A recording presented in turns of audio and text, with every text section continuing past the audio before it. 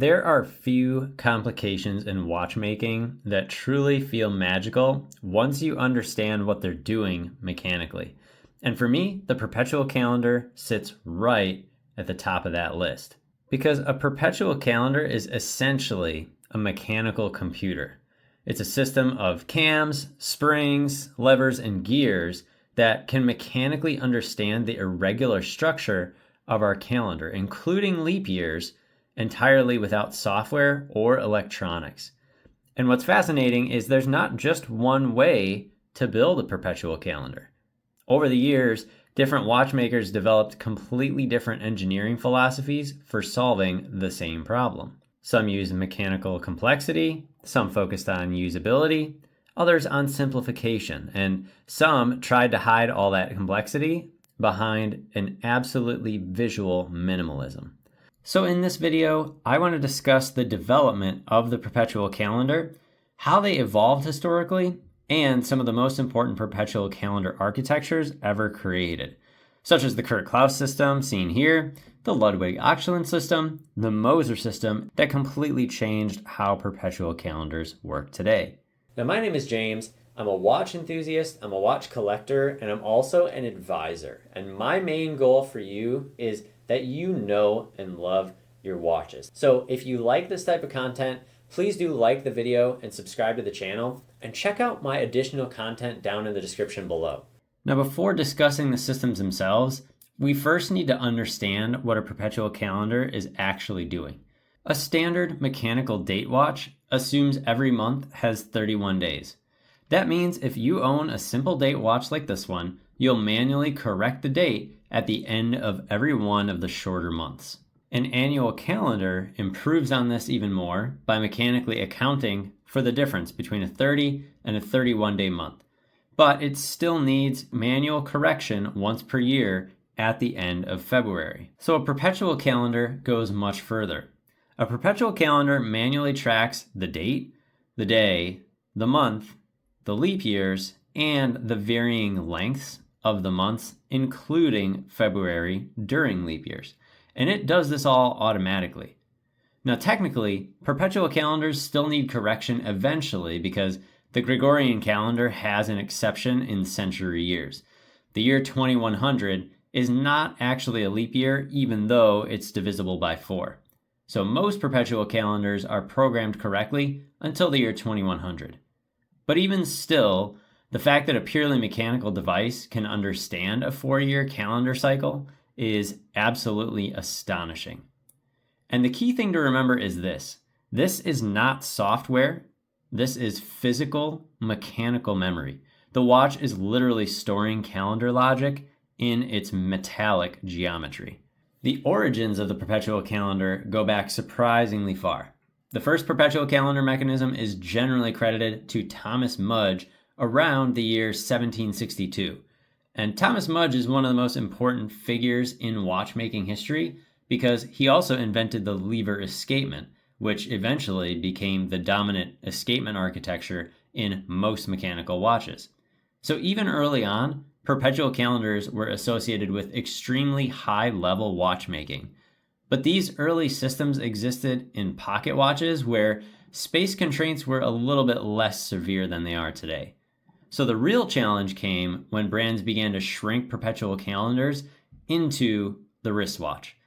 And one of the most important companies in this story is, unsurprisingly, Patek Philippe. In 1925, Patek produced what's generally considered the first perpetual calendar wristwatch. Then in 1941, they released the reference 1526, the first serially produced perpetual calendar wristwatch. And these early perpetual calendars established many of the design conventions we still associate with the complication today. Multiple subdials, moon phase displays, leap year indicators, recessed corrector pushers in the side of the case, just as a few examples. But they also established something else. Perpetual calendars were delicate. Historically, they were super difficult to adjust properly, and many had danger zones where adjusting the calendar at the wrong time could actually damage the movement. And because the indicators were often adjusted independently, setting them after the watch stopped could become a really frustrating process. So early perpetual calendars were Brilliant mechanically, yes, but not especially user-friendly. Now, at the heart of most traditional perpetual calendars is something called a 48-month cam. And this is really the brain of the entire system. The cam rotates once every 4 years, and different depths and steps on the cam correspond to different lengths of months. So the movement mechanically reads the shape of this cam to determine whether the current month has 31, 30, 28, or in some cases 29 days during leap years. This is mechanical programming at its best. The geometry itself stores the calendar information. And honestly, when you think about the fact that this concept existed centuries before computers, it becomes even more impressive. But traditional perpetual calendars also had some drawbacks. Because many indicators were adjusted separately, the systems became extremely complicated to operate. You'd often have one corrector for the date, another for the month, one for the moon phase, and another for the leap year. And if something got out of synchronization, setting the watch could be really tedious. So historically, perpetual calendars represented mechanical prestige in a way, but not necessarily practicality. And this is where modern innovation really begins. In 1985, a watchmaker named Klaus fundamentally changed the perpetual calendar landscape. And in many ways, this is the most important modern perpetual calendar breakthrough. Klaus developed a perpetual calendar system for IWC's Da Vinci perpetual calendar that synchronized everything through the crown. It had one corrector, nothing separate from that, no individually setting each indicator. Everything became mechanically linked together, so instead of manually advancing separate displays one by one, the entire calendar system would advance together. And this sounds simple today, but mechanically, it was extraordinarily difficult to achieve. Now, because all of these indicators had to remain perfectly synchronized, the date, the day, the month, the leap year cycle, everything, that is what makes the Klaus system so important, is that it fundamentally changed the ownership of perpetual calendars. Now, before this, perpetual calendars often felt quite intimidating, frankly, and after Klaus, they became dramatically more usable. And this is an important philosophical distinction. Traditional perpetual calendars prioritized the complication itself. Klaus prioritized the user experience. He kind of asked the question, how do I make this complication actually enjoyable to live with? And that approach influenced perpetual calendar development for decades to come. Some great examples of this system include things like the IWC, again, Da Vinci perpetual calendar, some of the modern Portugueser perpetual calendars, and several later IWC perpetual references.